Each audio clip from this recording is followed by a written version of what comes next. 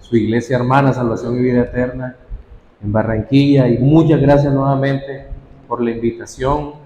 Les pido me acompañen en oración para pedirle a Dios que sea Él dirigiéndome en esta mañana. Padre nuestro que estás en los cielos, queremos darte las gracias por este nuevo día tuyo.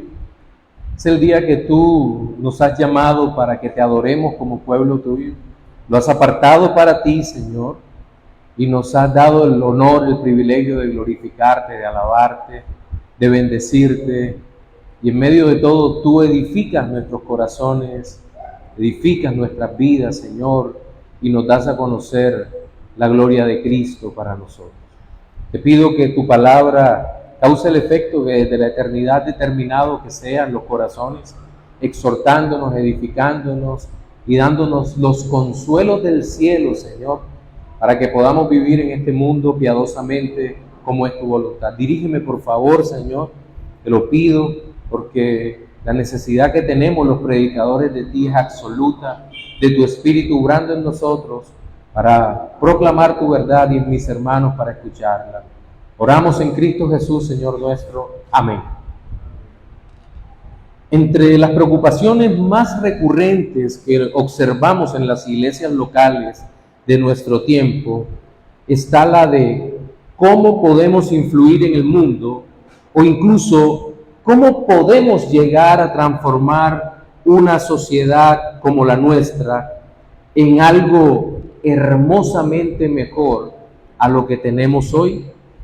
La respuesta parecería ser obvia entre los hijos de Dios.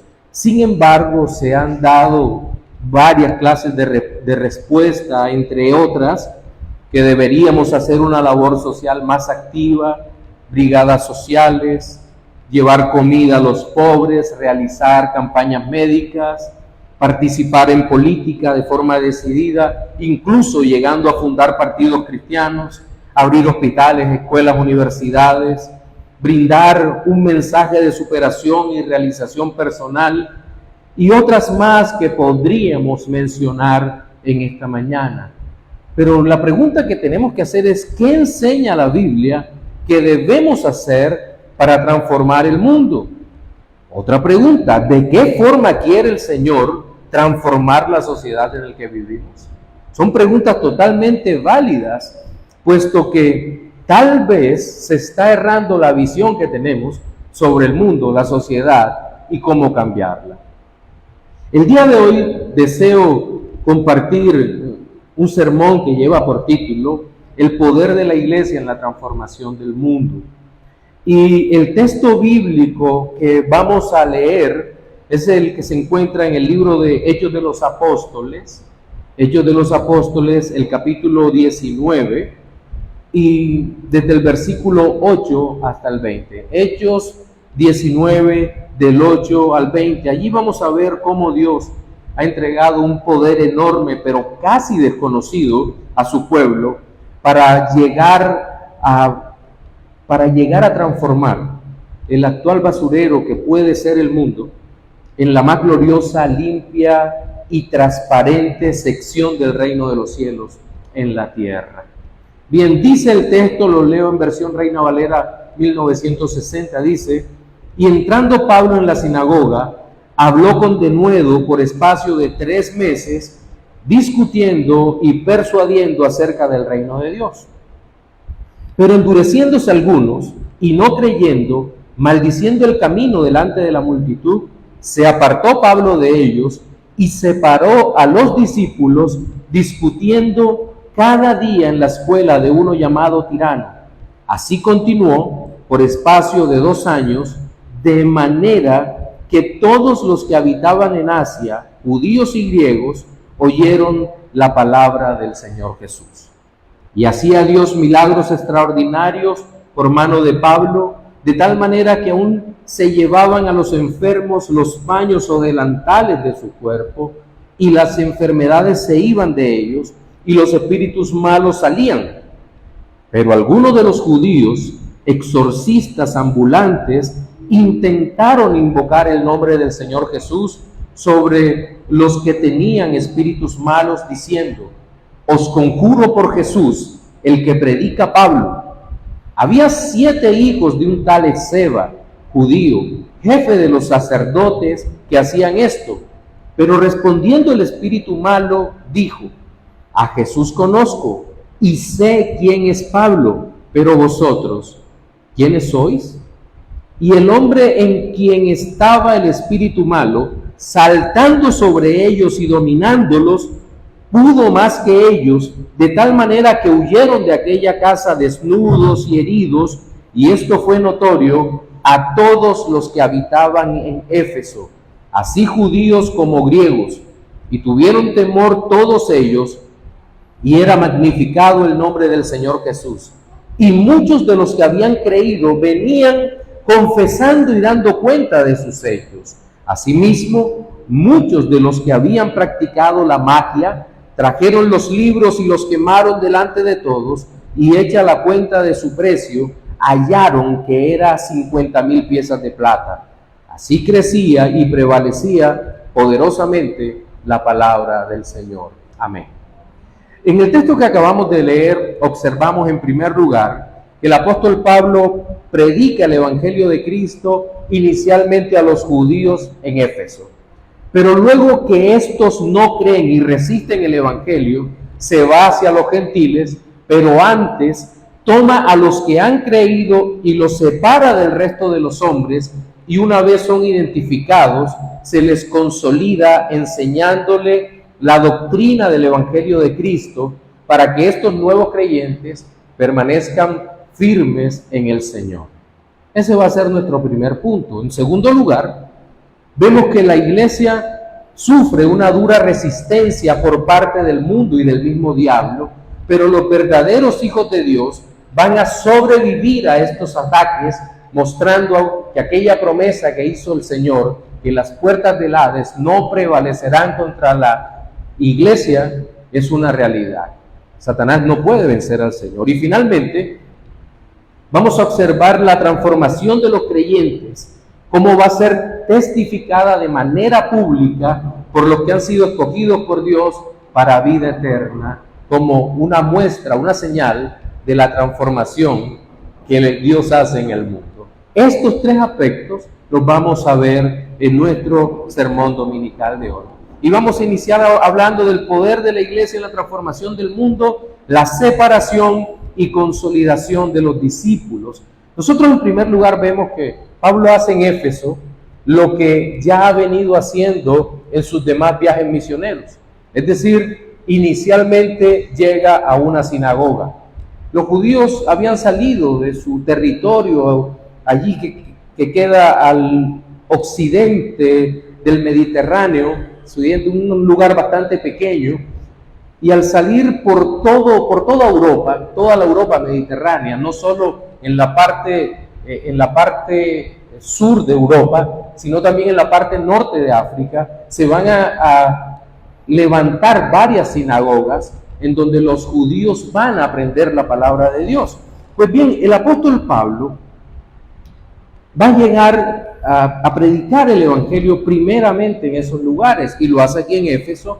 Llega a la provincia de Asia Menor, a su capital, y de manera providencial, ajustada al momento histórico, le predica a los judíos. Aquí debemos hacer una aclaración bastante saludable, y se trata de que esto no significa que nosotros primero debamos predicarle el Evangelio a los judíos, como muchas veces se nos han dicho. No, es que hay que llegar primero a los judíos. No, esto es un evento providencial por parte del Señor, en el cual la iglesia que se está levantando en el primer siglo inicia por los judíos, y Pablo lleva el mensaje a las ovejas perdidas de la casa de Israel. Pero estamos en el siglo XXI, y nuestra labor como iglesia para transformar el mundo es predicar a tiempo y fuera de tiempo.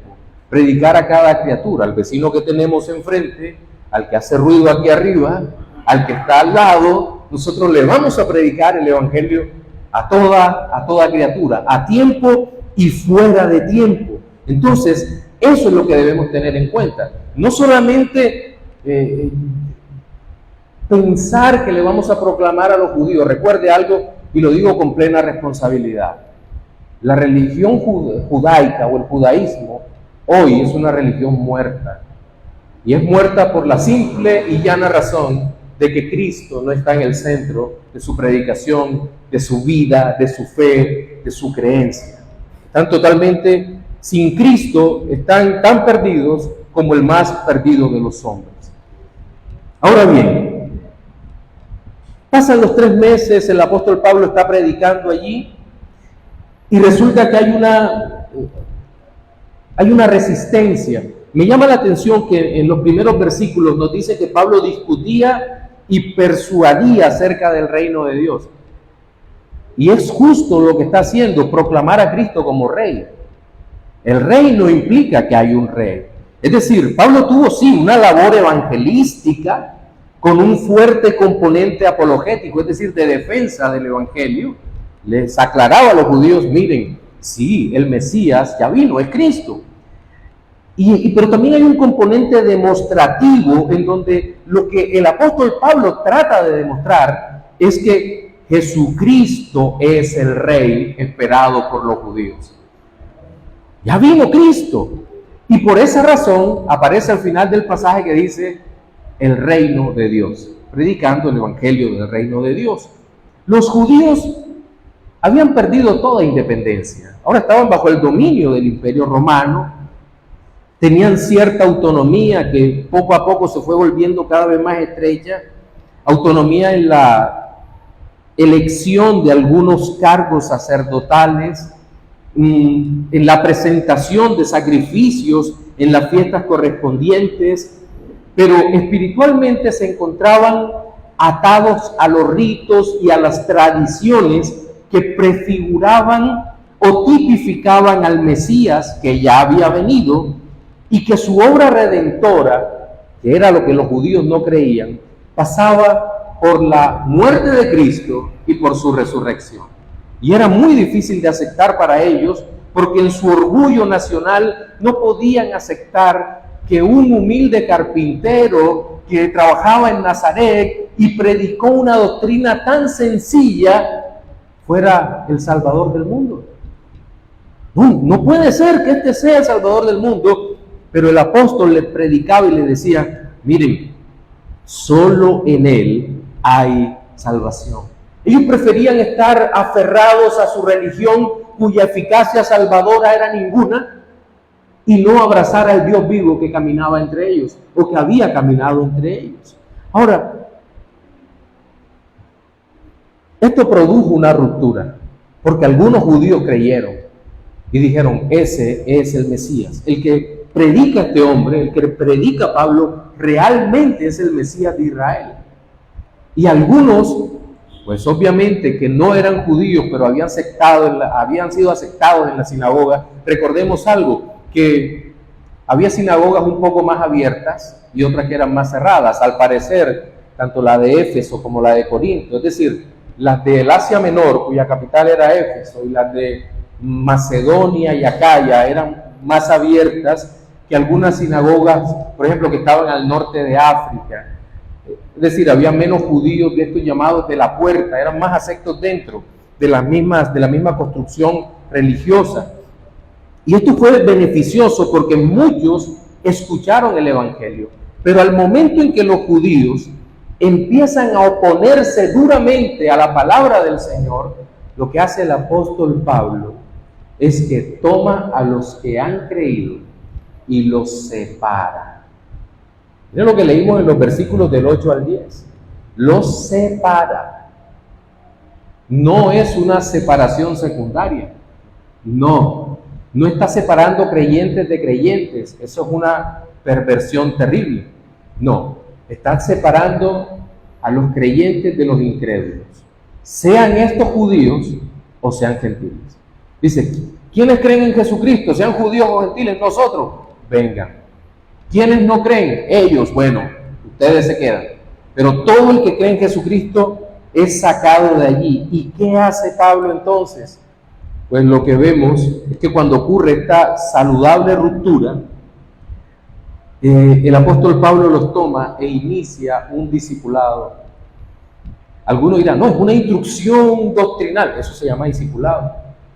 No, pero es que está formándose teológicamente. Eso se llama discipulado. Pero es que sí, es un discipulado. ¿Qué otro nombre tiene cuando tú sientas hablarles de las doctrinas de Cristo a los hermanos una y otra vez? Se llama discipulado. Solo que a veces les ponemos otros nombres, ¿verdad?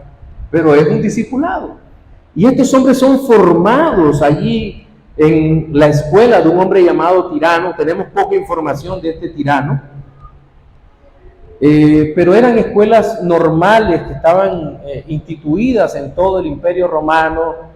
Era una herencia cultural, tal vez de Grecia. Y resulta que entre las 11 de la mañana y las 3, 4 de la tarde más o menos, donde se iban a comer y a hacer la siesta, en esa hora quedaba desocupada las aulas y probablemente en ese espacio de tiempo los creyentes nuevos empezaban a ser instruidos.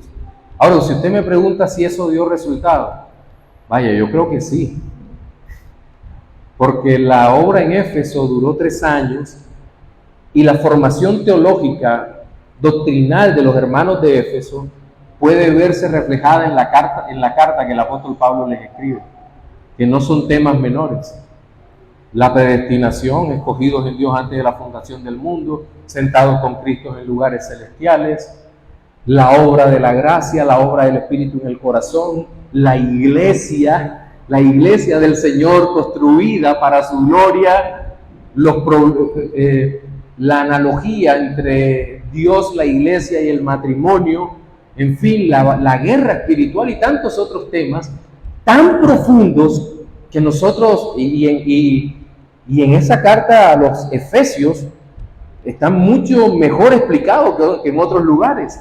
Entonces, vaya si dio resultado ese tiempo que habían pasado allí aprendiendo con el apóstol Pablo, y toda la herencia, la tradición de la iglesia de Éfeso, los pastores que tuvo, Timoteo, Juan, en fin, una obra maravillosa. Se puede decir que la iglesia de Éfeso fue una punta de lanza para transformar el mundo de su tiempo.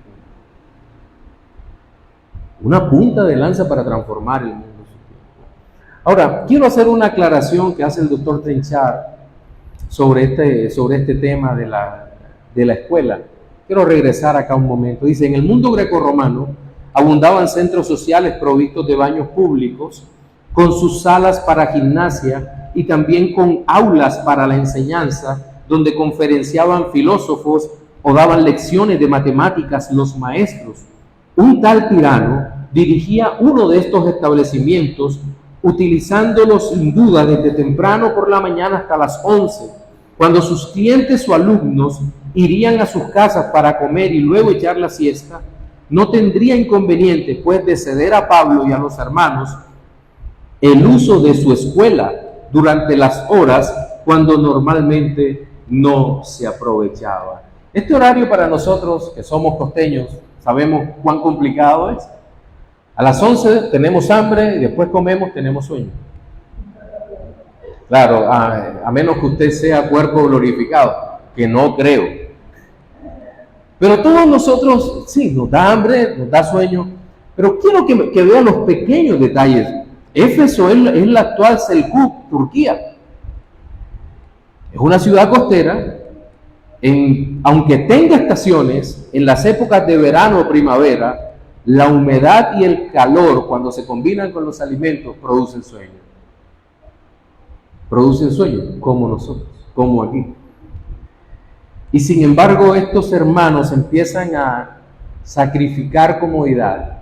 Pequeño detalle, sacrificar comodidad por escuchar el mensaje de Cristo, por encontrarse con Cristo. ¿Qué vemos acá? Almas transformadas para un mundo transformado. Almas transformadas para un mundo transformadas. Y aquí quiero hacer una primera aplicación para cerrar este primer punto. Y es que de seguro son muchas las circunstancias en las que nosotros como cristianos compartimos el Evangelio, ¿verdad? Nosotros seguramente, y cuando llegamos a la fe reformada, da la impresión de que queremos volver a todo el mundo reformado. y le predicamos a los de otras iglesias la fe reformada, sobre todo iglesias que sabemos que no son sanas. Y es aquí donde viene un punto complicado, observando lo que hizo Pablo en la sinagoga de separar discípulos creyentes de incrédulos. Nos preguntan, ¿qué hacemos? ¿Qué hago con mi vida? ¿Qué hago en este momento cuando estoy en esta iglesia pero no se predica a Cristo? Y uno le pregunta, bueno, ¿y en tu iglesia qué predican? Bueno, la verdad es que aquí hay mucha psicología en el púlpito. Se trata de potenciar a mí como ser humano, es un humanismo bárbaro. Se pide mucho dinero, se centra en resolver los problemas de cada uno, pero realmente no se predica al Cristo de la gloria, al Cristo Salvador, al Señor. ¿Qué hago, hermano o hermana?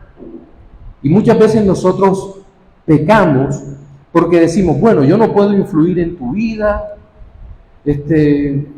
pero ¿sabe qué, hermano? Yo creo que estamos obligados a decirles, la palabra de Dios dice que tienes que salir de ese lugar.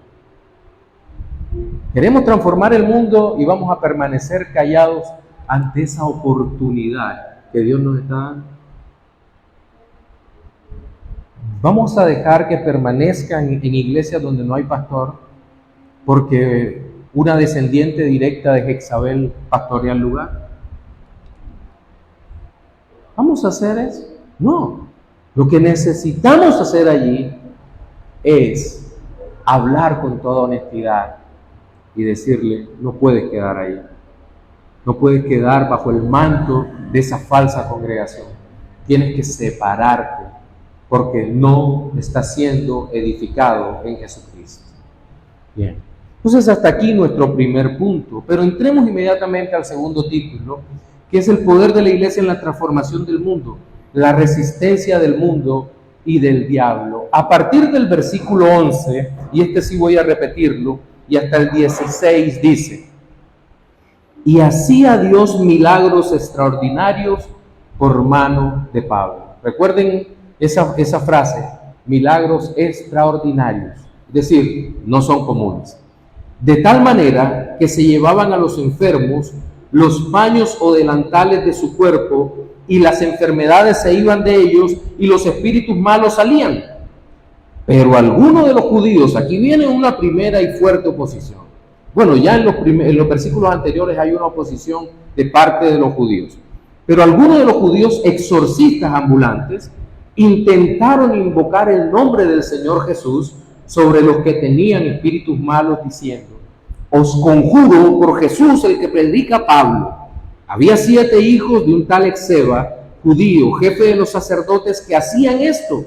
Pero respondiendo el espíritu malo dijo, a Jesús conozco y sé quién es Pablo, pero vosotros, ¿quiénes sois?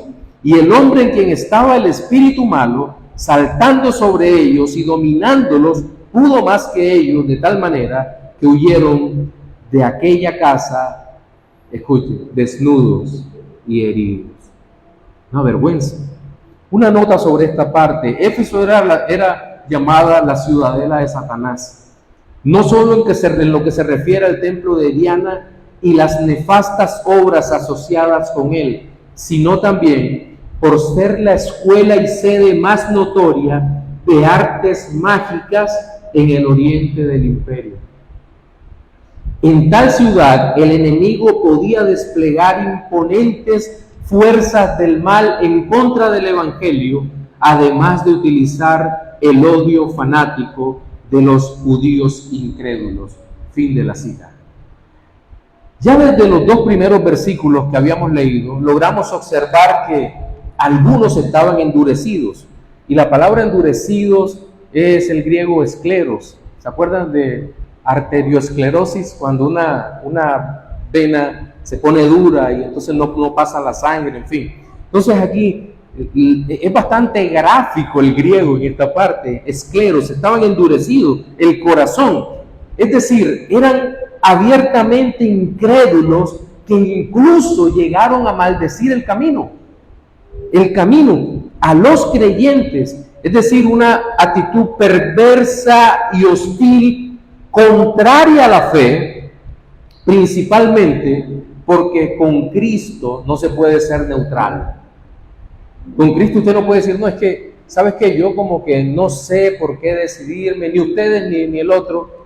No, yo espero. No, con Cristo usted no puede ser neutral. Con Cristo es a todo o nada. El rechazo de la fe, cuando la iglesia predica la fe y es rechazada la fe, no solo a través de las persecuciones físicas que nosotros vimos, las persecuciones del Imperio Romano, las 3 grandes persecuciones o las persecuciones menores, pero que fueron hechas en la antigüedad, pero hoy en día también se persigue físicamente a la iglesia. Por ejemplo, en países donde el Islam predomina, pues es evidente que el cristianismo es perseguido. A pesar de eso, ¿usted sabe cuál es el país del mundo donde más crece el cristianismo hoy en día? Más que en Latinoamérica, se llama Irán, al 12% anual. Crece la iglesia del Señor y es una iglesia subterránea, pero también es perseguida la iglesia, fue perseguida el siglo pasado en los países comunistas. En Nicaragua también comunista está siendo perseguida, pero en la actualidad el marxismo cultural a través de los movimientos woke o progresistas desean acabar con la fe cristiana en el mundo. Si usted se da cuenta, todo cabe en este mundo menos el cristianismo, menos la fe cristiana, menos los valores de la fe cristiana. Pero cuando nosotros nos vamos al contexto de persecución de ese primer siglo, de la quinta y sexta década del primer siglo, la pregunta es, ¿qué hizo Dios frente a la persecución antigua y qué hará Dios en la persecución actual? Bien, en la antigüedad, el Señor manifestó su poder a través de los milagros extraordinarios que se hacían. Eran muy claros, realizados por los apóstoles y sus allegados. En el caso de Pablo, este fue usado por Dios para manifestar el poder de Dios en esta tierra pagana.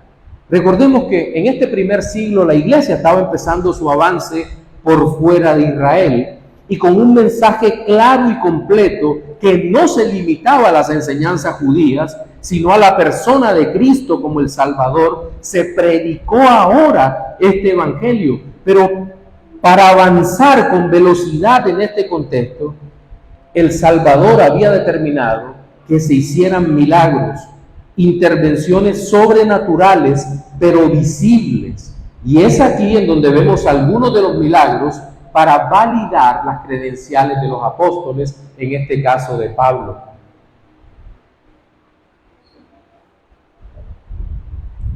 A.T. Robertson sobre este particular comenta: poderes no de lo que suceden por casualidad, no de los ordinarios.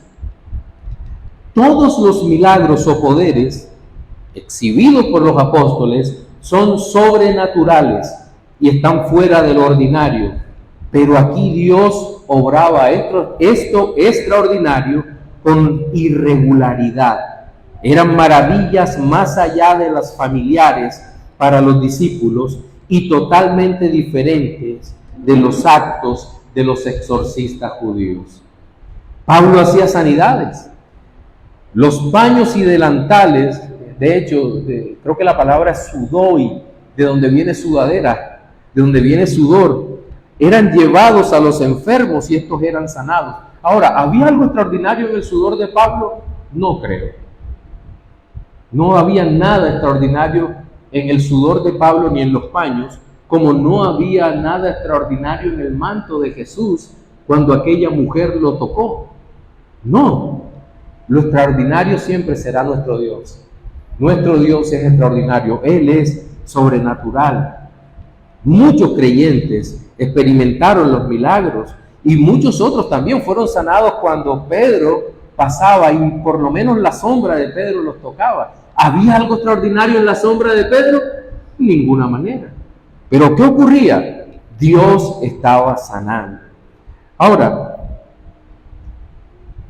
pero todo esto, lejos de acercar a los incrédulos, los alejaba de la fe. Producía una reacción contraria que los llevaba a rechazar aún más la obra salvadora de Cristo, al mismo tiempo que intentaban imitar a la iglesia del Señor. Y esto es lo que nos relata el texto cuando nos dice que aquellos 7 hijos de un tal Esceva, por cierto, en los listados de los sumos sacerdotes no aparece ningún Esceva. Es probable que fuera pariente de algún sacerdote o él mismo se haya arrogado el título de sacerdote. Recuerden que en la antigüedad, como leían hace poco acá en este púlpito, todos preguntaban, ¿cuáles son tus credenciales? ¿Cuáles son tus credenciales? Seguramente te decía, bueno, yo soy sumo sacerdote y sus 7 hijos, tal vez eran hijos de él, tal vez no, pero se dedicaron a practicar exorcismos y trataban de imitar la iglesia. ¿Dónde ha visto usted que el mundo imite a la iglesia? Siempre. En todo momento, en todo lugar. Ellos oyeron a Pablo, que Pablo echaba fuera demonios en el nombre del Señor. Y de inmediato alguno de ellos dijo, idea brillante. Esta es la fórmula mágica con la cual nosotros podemos echar fuera a los demonios. En el nombre de Jesús. Pero ¿cuál fue el resultado de imitar a Cristo, de imitar el pueblo de Dios, de imitar el reino de Dios, de imitar la iglesia sin ser parte de ella? ¿Cuál será el resultado? Desnudez y vergüenza. Y eso es lo que ocurre con el mundo. No sé si usted se habrá dado cuenta, pero, por ejemplo, hay movimientos políticos que tratan de imitar los valores del reino sin ser el reino. ¿Como cuáles? El socialismo cristiano. Eso no existe, pero así le ponen. La socialdemocracia o algunas cosas. Toman los valores del reino y tratan de presentarlo. Pero siempre será vergonzoso. Llama la atención cómo un solo hombre hace huir a 7. Hace huir a 7. ¿Por qué? El nombre del Señor está siendo tomado en vano por 7 vagabundos. La palabra que se utiliza allí para los exorcistas es exorcistas vagabundos. Estos 7 vagabundos están allí y tienen que salir huyendo a toda prisa. Matthew Henry comenta, el espíritu maligno no dio ningún valor al nombre de Jesús pronunciados por quienes eran extraños al Evangelio y a la gracia de Jesús. Maquiavelo también quiso instrumentar la religión, pero ya a nivel político. Por esa razón es que usted ve, pongamos un caso práctico, que un político, un candidato a la presidencia, hoy esté en una iglesia carismática y reciba a Cristo, mañana toma la comunión en una iglesia católico romana y a la otra semana está con los chamanes en la Sierra Nevada de Santa Marta. Eso es una instrumentalización consciente de la religión. Sí, entonces nosotros no podemos caer en eso.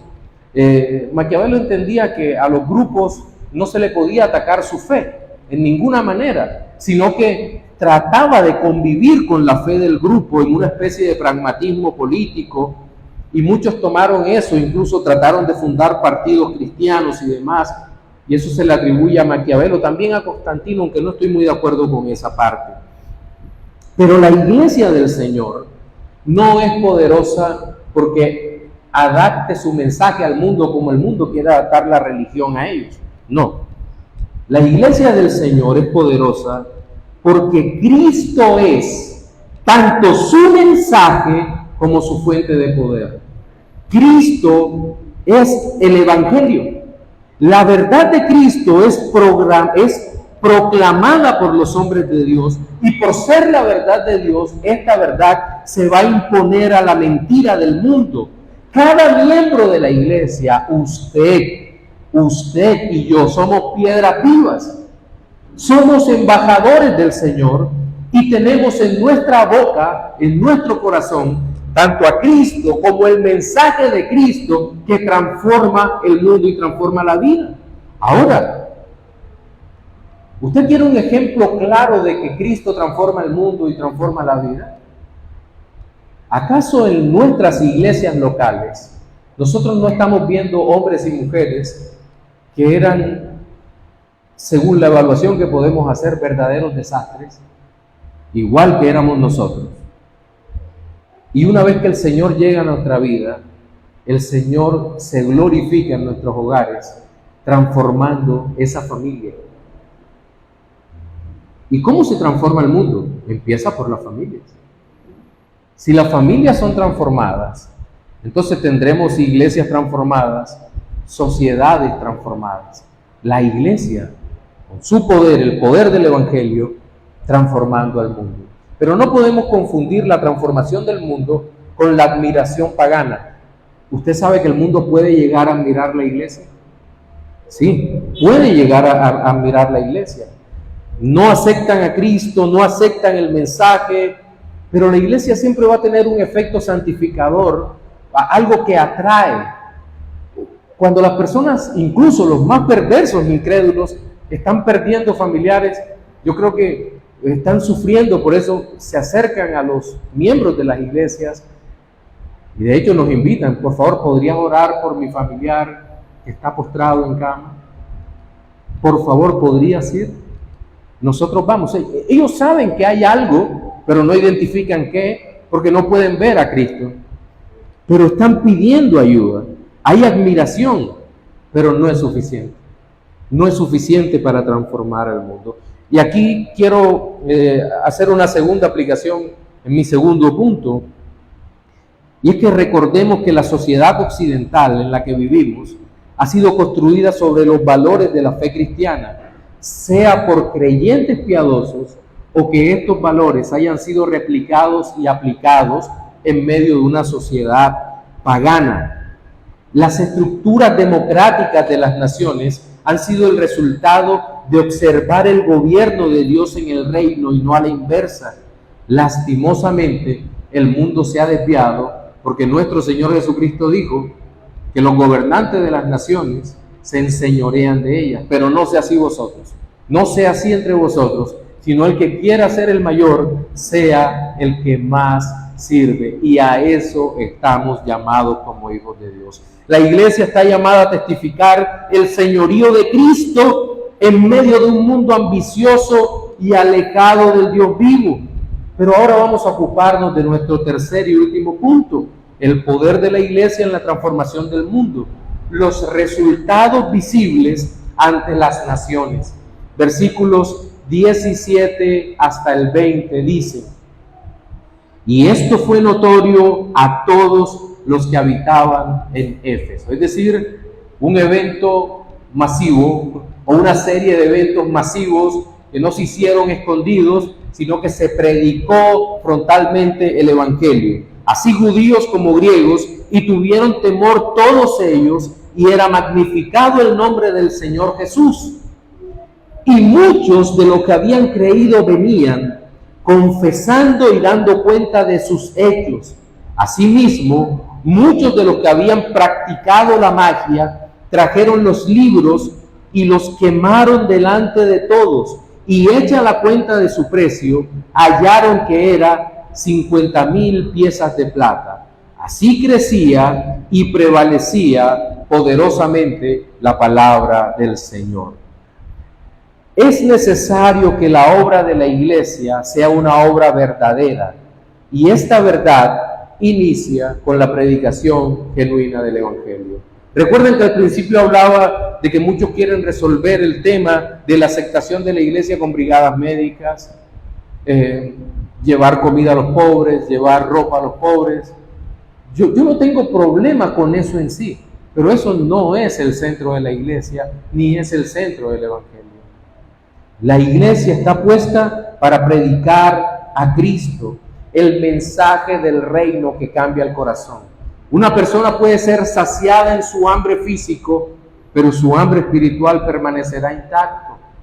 Permanecerá hambriento sin conocer a Dios, permanecerá ignorante, y el problema fundamental de él y de todos los hombres seguirá estando ahí. ¿Cuál es el problema fundamental del hombre? El pecado, y que está condenado. Necesita a Cristo con urgencia. Ahora, no es posible negar cuando una persona ha sido regenerada por Cristo. No es posible negar cuando el Señor Jesucristo ha puesto su trono en una pequeña iglesia local ubicada en el municipio de Baranoa. Eso no se puede negar, que el Señor Jesucristo está allí. Las familias glorifican a Dios. Este es el verdadero testimonio de fe ante el mundo. Una segunda negación es que no es posible cambiar la sociedad en la que vivimos tomando prestado los valores del reino, pero negando al reino. No, es que debemos ser generosos. ¿Y por qué? Para los cristianos, para nosotros es fácil decir por qué. Porque Cristo es generoso y Cristo nos manda a ser generosos y por lo tanto eso es bueno. Pero el mundo no sabe por qué ser generoso. Dirá, ¿por qué? ¿Por qué de ser generoso? No puedes transformar el mundo, no puedes transformar una localidad, no puedes transformar una ciudad, no puedes transformar tu barrio si tu esperanza no está en Cristo. Proclamad el Evangelio y creerán todos los que están ordenados para vida eterna. Pero cuando hay una señal hermosa que aparece en este relato, en esta narrativa del libro de los Hechos, y es que en este pasaje no se habla de una conquista material por parte de la iglesia en Éfeso. Pablo, en la primera carta que le escribe a los Corintios, en las salutaciones finales, capítulo 16, si no me falla la memoria, le dice a los discípulos: porque en Éfeso me ha sido abierta una puerta grande, amplia. Y uno ve el relato de Éfeso, de la iglesia de Éfeso, y encuentra oposición de los judíos, oposición de Satanás y oposición de los gentiles. Un tal Demetrio va a demandar, es decir, va a demandar al apóstol Pablo y a los cristianos porque su negocio se les está cayendo. Libro de los Hechos, capítulo 19, todos los versículos finales. Y arman un alboroto en Éfeso, y terrible, y Demetrio acusa y levanta todo el pueblo para atacar a Pablo y a los creyentes, porque el negocio, el dinero se le está yendo como agua entre los dedos. Y empieza aquel pueblo a gritar el nombre de su diosa de manera fanática, y hay un alboroto terrible en medio de todo eso, pero en medio de eso ha creído mucho pueblo. Y el mismo testimonio de Demetrio cuando dice, este hombre no solo aquí en Éfeso, sino en toda Asia Menor, ha predicado el Evangelio y hemos perdido, la diosa Diana ha perdido adeptos y nosotros hemos perdido el negocio. Miren lo que está ocurriendo acá. La iglesia, el tipo de conquista, el tipo de transformación es una transformación espiritual. Hoy en día nosotros escuchamos, no, la iglesia tiene que ser relevante e influyente. Y uno pregunta, ¿en qué sentido? ¿Podrías aclararme esto? Bueno, relevante, que sea grande, que tenga muchos miembros y que sea influyente, que tenga personas metidas en los altos cargos de la política y demás. Pues lo siento, pero esa iglesia no es ni relevante ni influyente. Lo más probable es que esa iglesia sea mundana y no conocen a Cristo. Pablo lo tenía claro, clarísimo. Y él había entendido que el mundo estaba siendo transformado por el mensaje de Cristo. Y aquella que empezó como una pequeña iglesia, seguramente ya estaban hablando de la iglesia de Cristo. Dice que ellos predican la salvación en Cristo. Y no estaban pendientes de otras cosas. Y sabe que hay algo que se producía en aquellos hombres, en aquellos creyentes, y es que venían, los que habían creído, dice el texto, venían confesando y dando cuenta de sus hechos, de sus acciones. Ahora, quiero ser cuidadoso en esta parte. No todos los pecados uno llama a las personas para que vengan al frente y confiesen. Dios no es Dios que avergüence, a menos que sea una situación disciplinaria extrema. Pero Dios restaura de una manera tan poderosa a los hermanos, de una manera linda, pero hay ocasiones en que algunas situaciones puntuales requieren de confesiones públicas de manera muy específica, y creo que en el versículo que nos ayuda es el versículo que sigue, el 19, donde dice: Asimismo, muchos de los que habían practicado la magia trajeron los libros y los quemaron delante de todos. Esta confesión pública era porque Éfeso era la capital de la idolatría, la capital de Satanás, y dentro de los creyentes que estaban allí, muchos eran practicantes de artes mágicas, muchos de ellos. Y estos hombres voluntariamente se van a presentar y van a decir, ¿sabes qué? Yo confieso públicamente que practicaba esto y esto y esto otro. Ahora, también hay una razón que Harrison dice que se creía que los secretos mágicos perdían su poder cuando se declaraba en público. Ahora, seguro esa no era la razón por la cual los hermanos confesaban sus pecados, pero sí era, entre otras, algo bastante notorio en los demás. Oye, pero este era mago, era brujo, y ahora está confesando que cree en Jesucristo y que él hacía esto y esto otro. Pues esa persona había abrazado la fe en Jesucristo de una manera maravillosa. Había una huella en su alma de un arrepentimiento genuino. Había una huella en su corazón. ¿Y cuál es la otra señal que uno ve? Bueno, hay una señal de confesar el pecado, pero hay otra señal interesante que cuesta dinero. ¿Cuál era? Entregar sus libros de magia. Estos eran, según Robertson, nuevamente papiros mágicos, tiras de pergamino con símbolos o frases mágicas escritas en ellas y se llamaban Efesia Gramata, las letras efesias.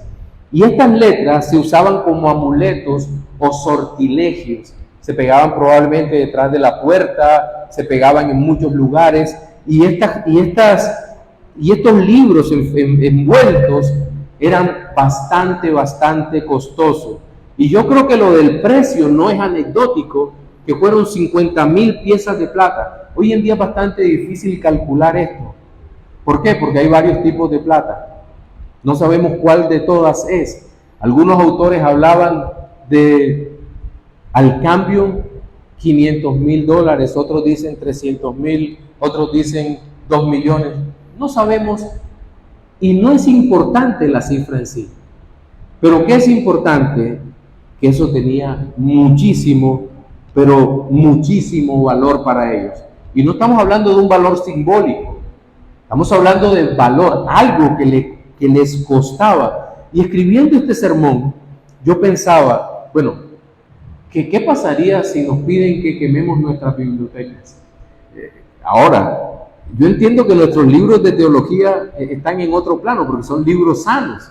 Pero ¿qué pasaría si nos dijeran que quemáramos nuestros libros de teología? Es un tema, sería muy complicado, muy complicado. Alguna vez, mire, perder un libro duele. Alguna vez nos burlábamos cruelmente del pastor Odu, porque a Odu llegaron el Comején acá, y acabaron con 7, 8 libros muy costosos. Y le hacíamos la broma y le decíamos, Odu, ¿sabes qué? Pero lo bueno es que los comejenes estos son bastante intelectuales. Y claro, el chiste se cuenta solo. Pero digamos que estos hombres y mujeres tuvieron la prueba en ellos de que tenían que quemar algo de valor, algo en que ellos habían confiado, algo que era su ídolo era parte de su idolatría. ¿Y saben qué? Pasaron la prueba. Quemaron y seguramente demoraron muchísimo quemando esos libros. ¿Por qué? Porque habían encontrado a alguien de mayor valor que sus propios libros y que su propia vida. Y para que el mundo sea transformado por Cristo, tenemos que presentar a Cristo, porque Cristo tiene más valor que el mundo. Una persona solamente puede ser llamada a los pies de Cristo cuando entienda que alguien de mayor valor que él está dispuesto a recibirle. Solamente cuando alguien que tiene más valor que él Mire la falacia de la falsa religión. Tú eres capaz, tú vales. Eso no transforma el mundo porque pone al mundo a girar a mi alrededor. Pero cuando decimos, no, tú no vales, vale Cristo. Tú tienes la dignidad que Dios te ha dado, pero Cristo tiene un valor infinitamente superior. Cada gota de la sangre del Cordero es de infinito valor, mucho más que la humanidad entera. Ahora quiero hacer una última aplicación en este tercer punto, y es que hemos sido llamados por el Señor, y cuando el Señor nos llama, hay una pregunta que debe venir a nuestra mente, y es, ¿qué estamos dispuestos a dejar? ¿Sabe qué es lo que pide el Señor? Todo.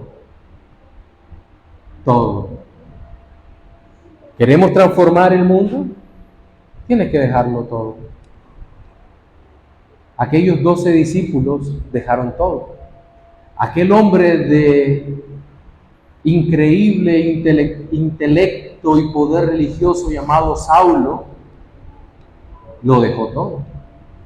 ¿Y cuántos hombres y mujeres en este tiempo lo han dejado todo para seguir a Cristo?